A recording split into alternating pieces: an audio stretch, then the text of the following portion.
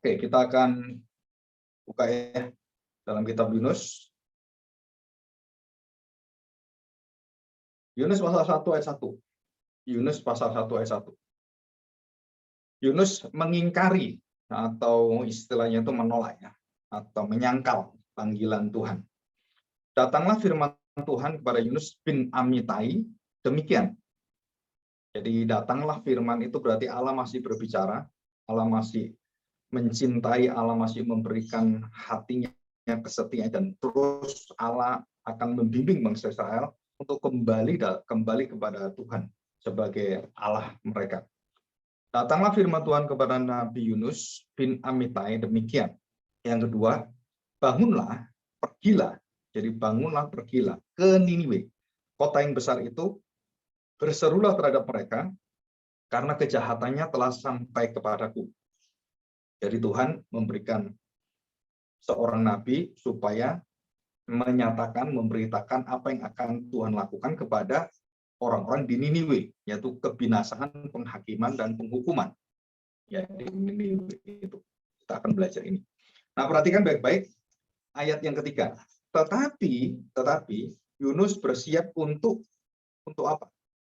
Bukan untuk mengerjakan, bersiap untuk diutus oleh Tuhan, bersiap untuk melakukan dengan taat. Tapi Yunus jelas sekali di sini bersiap untuk melarikan diri. Nah, kita lihat ya, melarikan diri. Nah, di dalam melarikan diri itu, di dalam bahasa ininya, di dalam bahasa aslinya, kalau kita lihat itu, kialeha itu merupakan melawan sebenarnya. Jadi menolak, bukan hanya menolak, dia sengaja untuk menentang. Ya, kialeha itu. Jadi di dalam bahasa Ibrani itu sebenarnya ada kekuatan sastranya, ada kekuatan intinya, makna katanya itu kalau kita pelajari itu sangat kaya sekali. Nah, kita tidak belajar di dalam detailnya hal-hal seperti ini, karena itu biasa di kelas hermeneutik dan semuanya. Nah, kita melihat apa artinya mengingkari, yaitu melawan sebenarnya. Jadi melawan dengan segala pikiran dan perasaan yang tidak bisa terima. Jadi pola pikir sebenarnya yang mempengaruhi, hatinya yang mempengaruhi. Dan perhatikan baik-baik, saya ulangi, tetapi Yunus bersiap untuk melarikan diri ke Tarsis, jauh dari hadapan Tuhan. Nah, perkataan jauh dari hadapan Tuhan ini berulang-ulang. Melarikan diri ke Tarsis, jauh dari hadapan Tuhan, ia pergi ke Yafo, ya, kota yang dekat laut itu, yang di ujung, yang paling ujung itu, di Yafo itu. Kenapa dia ke Yafo? Ia pergi ke Yafo dan mendapat di sana sebuah kapal. Itu tempat pelabuhan ya, sebuah kapal. Dan kapalnya lumayan besar. Yang akan berangkat ke Tarsis. Dan ini jauh ke Tarsis, jauh lagi ya. Perhatikan baik-baik. Ia membayar biaya perjalanannya. Jadi bahkan melarikan diri itu dia mau membiayai, dia rela keluar dananya, uangnya semua, dan dia memakai semuanya itu untuk melarikan diri kepada Tuhan. Dengan apa? Dengan anugerah Tuhan. Bisakah anugerah Tuhan itu membuat orang melarikan diri? Bisa. Karena pikirannya tidak seturut dengan kehendak Tuhan. Jadi yang membayar biaya perjalanannya, dari mana biaya itu semua? Itu berasal dari Tuhan semua, anugerah Tuhan. Dan dia melarikan diri dari panggilannya yang juga anugerah. Jadi seluruh anugerah Tuhan yang mengepung dia, yang melingkupi dia, itu menjadi satu kekuatan untuk menyadarkan Yunus. Tapi Yunus semakin keras hatinya, semakin melarikan diri, dan semakin menjauh terus. Itu artinya menolak dengan tegas. Atau bahasa sehari-hari itu menolak mentah-mentah. Istilah mentah-mentah. Ya, mentah-mentah. Nah, kita akan lanjutkan. Lalu Yunus naik kapal itu untuk berlayar bersama-sama dengan mereka ke Tarsis. Dan jelas dikatakan di sini, jauh dari hadapan Tuhan. Jadi status Yunus apa? Nabi yang dipanggil, nabi yang dipilih Tuhan, nabi yang diurapi Tuhan, nabi yang sungguh-sungguh dikenan Tuhan. Tetapi karena pola pikirnya berbeda, Yunus menolak dan melarikan diri. Semakin jauh, dan bahkan jauh, dan nanti jauh yang terakhir adalah di dalam perut ikan. Apa maksudnya perut ikan? Itu adalah neraka, lambang neraka di dalam perut bumi. Dan itu dikatakan Tuhan Yesus dalam Matius 12 bahwa anak manusia akan mati seperti Yunus dalam perut ikan 3 hari, dan dia mati dikubur dalam bumi 3 hari. Dan itu menunjukkan satu tempat di mana Tuhan tidak ada di sana, tidak ada penyertaan di sana, dan itu kesempatan terakhir. Yunus itu adalah tanda bagi bangsa Israel, tanda kesempatan terakhir. Kalau kamu tidak menerima Kristus Yesus, kalau kamu tidak menerima berita dari Yunus yang dari Allah, kalau kamu tidak menerima Yesus Kristus adalah utusan Allah, maka tidak ada kesempatan lagi kamu ditolong, diselamatkan. Itu artinya. Jadi jauh dari mana? Dari tempat panggilannya dia menjauh. Biasanya ke timur. Ya, menjauh. Menjauh lagi ke atas, menjauh lagi sampai di Yafo. Dari Yafo dia menjauh lagi kemana? Ke Tarsis. Jauh lagi itu naik kapal. Jadi kenapa dia menjauh? Karena dia tidak mau menjadi penginjil bagi orang-orang Niniwe. Tidak mau menjadi nabi bagi orang-orang Niniwe.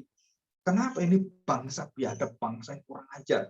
Ini harusnya bangsa ini dibunuh saja, dibinasakan, tidak layak. Perhatikan ini ya. Jadi penilaian dia, pandangan dia, dan hati dia itu cenderung untuk menilai panggilan Tuhan dengan janji Tuhan yang seolah-olah berlawanan. Kan bangsa yang dipilih Tuhan itu Israel. Kenapa Israel gak kamu tolong, kok kamu nolong bangsa lain? Dan di sini Tuhan menunjukkan belas kasihannya. Kenapa? Karena tanpa belas kasihan, bangsa Israel pun ke depan tidak bisa ditolong. Bangsa Israel akan dibinasakan Tuhan sama. Dan hanya kaum sisa yang dipelihara Tuhan untuk menghantar dan mewujudkan rencana Mesias dalam perjanjian baru. Itu kaum sisa. Kaum remnant. Sebagian besar Israel dibuang Tuhan. Dan betul-betul dibuang Tuhan. Dan tidak termasuk di dalam umat pilihan Tuhan dan umat perjanjian Tuhan. Yang menentang Tuhan seperti Bani Korah, yang menentang Tuhan, yang semua orang-orang yang diminta air itu, dan kemudian yang menuntut daripada Israel dan dibinasakan, dan banyak puluhan ribu orang mati di padang belantara, dan generasi Musa tidak boleh masuk ke tanah perjanjian. Dan itu semua adalah karya Tuhan. Dan kita tidak bisa untuk melawan ini, karena ada satu misteri panggilan ini. Jadi kalau saya dipanggil, kamu harus ke orang-orang yang paling kamu nggak suka dan kamu ada di sana, kamu jangan melarikan diri. Kenapa? Karena disitulah ada panggilan Tuhan, dan disitulah karya Tuhan akan dibukakan dan sangat ajaib sekali. Ya, oke, kita akan melanjutkan ini ya. Kita akan melanjutkan. Nah, perhatikan baik-baik. Jadi semakin jauh, semakin jauh, semakin jauh. Jadi sampai kemana jauhnya? Mati. Apa artinya mati? Kalau saya mati, ya udah. Berarti kan Tuhan tidak akan mampu untuk menyelamatkan Niniwe karena saya dipakai, saya mati. Udah selesai. Apakah seperti itu? Enggak.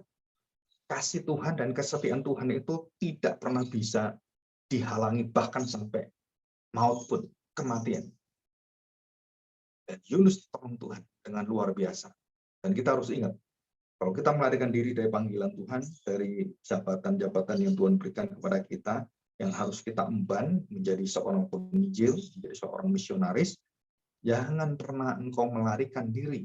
Semakin kamu jauh, semakin sakit nanti Tuhan hajar kamu. Semakin kamu melakukan jauh sekali Tuhan dengan kasih, dengan hajarannya. Maka kalau anak yang salah bisa diberitahu dan hanya dinasihati, dan dia bisa ngerti dan taat. Tapi ada anak yang nggak bisa dinasihati, diteriaki nggak bisa, dan harus dikebukin supaya dia sadar. Jadi kalau ada seorang anak tanya pada mamanya, kenapa kamu dorong saya sampai jatuh dan saya sampai lecet-lecet? Ya karena kamu mau ditabrak oleh kereta api. Kalau kamu nggak didorong oleh papamu atau mamamu, kamu udah mati. Jadi luka-lukamu itu untuk menyadarkan kamu bahwa kamu akan ditolong karya yang besar dari Allah. Kenapa kamu didorong? Kenapa kamu diizinkan dibuang oleh Tuhan? Karena kasih Tuhan begitu besar. Supaya kamu tidak kena kebinasaan, kena kereta api itu. Nah, ini satu ilustrasi yang mudah sekali kita ingat sebenarnya. Jadi kalau Tuhan tidak menghajar kita, maka kita menjadi anak-anak yang gampangan, anak-anak yang dalam kebinasaan. Dan tidak ada iman Kristen yang tidak diuji. Tidak ada iman Kristen tidak memasuki dalam masa-masa yang sulit dan pergumulan-pergumulan, sehingga kita harus menentukan hidup kita mau berjalan bersama dengan Tuhan, mau taat dalam jalan Tuhan, atau kita mau mengikuti jalan yang menyenangkan hidup kita. Nah, kita akan belajar di sini ya. Perhatikan ayat yang keempat. Ya, perhatikan ayat keempat. Bagaimanakah Allah berdaulat? Bagaimanakah Allah mengatur semuanya? Nah, seringkali adalah kita berpikir begini, Yunus ditelan ikan, dan di mana-mana semua hal yang bersifat luar biasa dari Yunus adalah ditelan ikannya. Sehingga peristiwa-peristiwa yang lebih besar dari itu, yang sama-sama luar biasanya, itu tertutupi semua. Padahal itu yang lebih penting daripada ikannya. Peristiwa-peristiwa yang lebih penting daripada Yunus ditelan ikan sebenarnya adalah begitu banyak mengelilingi semua yang diatur oleh Tuhan dengan tangan Tuhan dan dengan ajaib, dan Yunus selalu berpikir untuk cenderung melepaskan diri dari pimpinan Tuhan dalam pikirannya, dalam semua hatinya, karena dia sudah menolak. Jadi apapun dilakukan Tuhan itu selalu ditolak oleh dia, dan dia selalu bertanya, dia selalu menuntut kepada Tuhan, di mana keadilanmu? Mengapa kamu lakukan ini? Dan seperti itulah ya. Ayat 4. Yunus pasal 1 ayat 4. Tetapi Tuhan itu Yahweh, Tuhan besar itu Yahweh, menurunkan angin ribut. Dalam bahasa aslinya itu melemparkan. Jadi seperti sesuatu yang dilempar seperti itu. Jadi Allah itu di dalam perasaannya, di dalam karakternya itu, karena hambanya melahirkan diri, dia menghajar dengan apa? Memberikan, Tuhan menurunkan angin ribut ke laut. Ribut ke laut, angin ribut ke laut. Lalu terjadilah badai besar.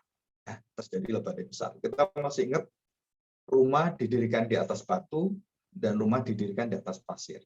Diuji oleh apa? Hujan yang pertama, dan banjir, karena hujan besar akan jadi banjir, banjir bermacam-macam. Dan yang ketiga adalah apa yang terjadi? Hujan, banjir, dan badai. Angin yang begitu kuat. Jadi setelah dirapuhkan semua di bawahnya, dasarnya semua, akar-akarnya, fondasinya, barulah disapu oleh badai. Bukan angin biasa, ini badai. Dan ambruklah semua dan tidak ada yang berdiri sama sekali. Dan itu terjadi seperti Yerusalem. Karena begitu degilnya bangsa Israel, maka diberikan badai yang besar. Dan badai itu melalui tangan-tangan orang-orang Nebukadnezar dari Babilonia, Assyria, dan semuanya, dan menghancurkan Yerusalem, menghancurkan Bait Allah, dan menghancurkan semua tanpa ada tembok yang tersisa. Nah, kita melihat dari peristiwa hal seperti ini, kita bisa menghubungkan secara spiritual tentang penjelasan-penjelasan perumpamaan Tuhan Yesus tentang rumah di atas pasir dan di atas batu yang kuat yang tidak tergoyahkan. Jadi bangsa Israel sekarang semua berpusat pada bait Allah yang harusnya adalah tempat yang kudus, itu menjadi sarang penyamun, menjadi tempat yang paling munafik, menjadi tempat yang paling menjijikkan di hadapan Tuhan. Jadi persembahan-persembahan semua itu sangat menjijikkan, baunya busuk di hadapan Tuhan. Tuhan tidak tahan, dan akhirnya Tuhan memberitakan 70 tahun setelah Yesus mati, Yerusalem dikatakan Tuhan Yesus tidak ada satu bangunan pun yang utuh, dan ambruk, dihancurkan semua. Dan itu terjadi. Ya, luar biasa nih. Dan terjadilah badai besar sehingga kapal itu hampir-hampir terpukul hancur. Ini belum hancur ya, gitu. Dan kapan itu hancur? Pasti ada yang benda keras dan hancurlah, atau dengan ombaknya terpukul hancur. Ada yang kelima, awak kapal menjadi takut. Jadi yang sadar siapa sekarang? Yang takut siapa sekarang? Orang-orang yang bukan nabi, bukan Yunus yang takut, tapi orang-orang yang tidak dipanggil Tuhan itu yang takut, yang mencari Allah. Nabi ini melarikan dari Allah, orang-orang di sekitarnya mencari Allah. Aneh sekali. Aneh sekali. Jadi seorang nabi dipanggil jelas, dengan panggilan yang jelas, dengan suara dari Tuhan langsung, dan dapatkan langsung pimpinan dari Tuhan dan dipanggil oleh Tuhan. Itu bisa melarikan diri, sedangkan orang-orang yang tidak pernah ketemu Tuhan, yang tidak pernah dipanggil oleh Tuhan, itu bisa mencari Tuhan dalam ketakutannya. Dan ini merupakan satu ilustrasi kontradiktif antara hati Yunus dan hati orang-orang di sekelilingnya itu. Dan ini luar biasa sekali. Jadi kalau kita belajar teologi biblika, itu jauh lebih dalam daripada teologi sistematika. Karena semua teologi sistematika itu berasal dari teologi biblika. Sumbernya itu firman Tuhan, Alkitabnya. Cerita-cerita firman Tuhan yang kemudian diolah dengan logis, dengan naturalis, dengan pikiran-pikiran rasional manusia, kemudian dibentuklah sistem teologia. Jadi mulai doktrin Alkitab, doktrin Allah, semua itu di sini. Tapi itu bukan Alkitab, itu semua menunjukkan kepada kekayaan Alkitab. Jadi kita harus belajar di mana? Belajarlah langsung Alkitab. Dan saya berkali-kali selalu mengatakan pada murid-murid jemaat dan semuanya, belajarlah jangan dari buku dulu, baca Alkitab terus. Dan kamu akan mendapatkan sumber yang luar biasa, karena itulah firman yang kekal. Buku-buku tafsir dan semuanya, itu semua mengacu pada Alkitab. Jadi kalau kamu mau mendapatkan sumber yang murni, belajarlah Alkitab, dan kita akan diberi kekayaan yang luar biasa. Ya, jadi mereka takut. Apa yang dilakukan mereka? Berteriak-teriak. Nah, ayat 5.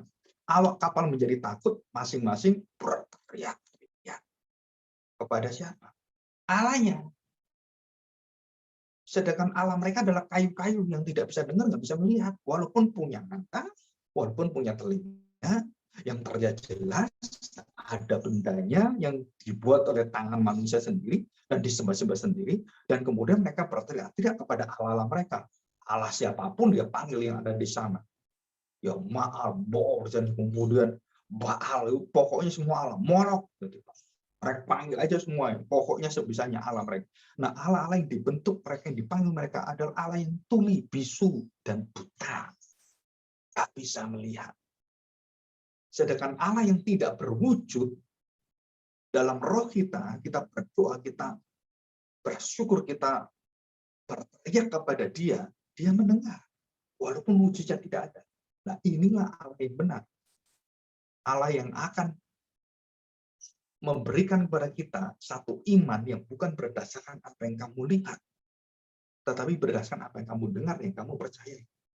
Dan bersyukur jika Allah menjadi manusia untuk menggenapi seluruh kerinduan hati manusia, kerinduan semua agama yang ingin mendapatkan Allah yang terwujud. Nah, ini Allah yang terwujud itu adalah Kristus Yesus. Patung-patung semua itu palsu semua.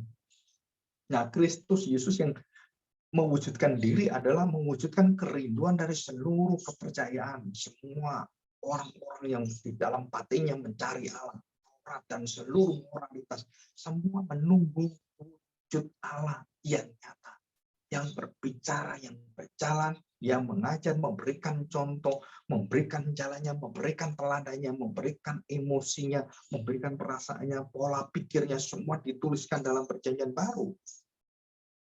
Dan itulah yang tidak dimiliki oleh Yunus. Dan dia sedang mengenal Allah dalam panggilan dan pelarian dirinya ini. Ya.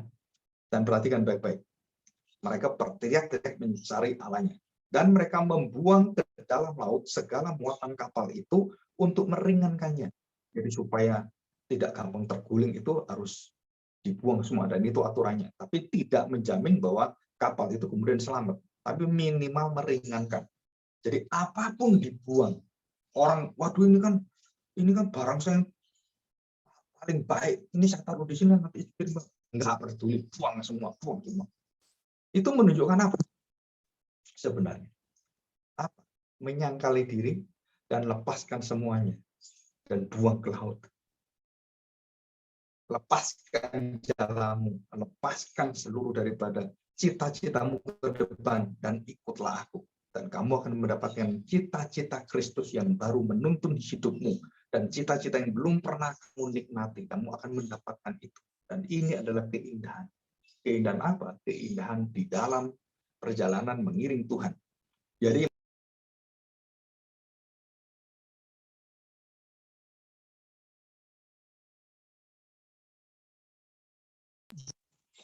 nah, kita harus tahu sebenarnya gitu ya. sebenarnya yang kita lihat di sini, mereka berusaha dengan segala cara mereka. Untuk apa? Menyelamatkan diri, menyelamatkan kapalnya, menyelamatkan semua muatannya. Malah nggak bisa. Mereka harus melepaskannya semua. Ya, mereka harus melepaskannya semua. Nah, kita break sebentar di sini. Ya, kita break sebentar.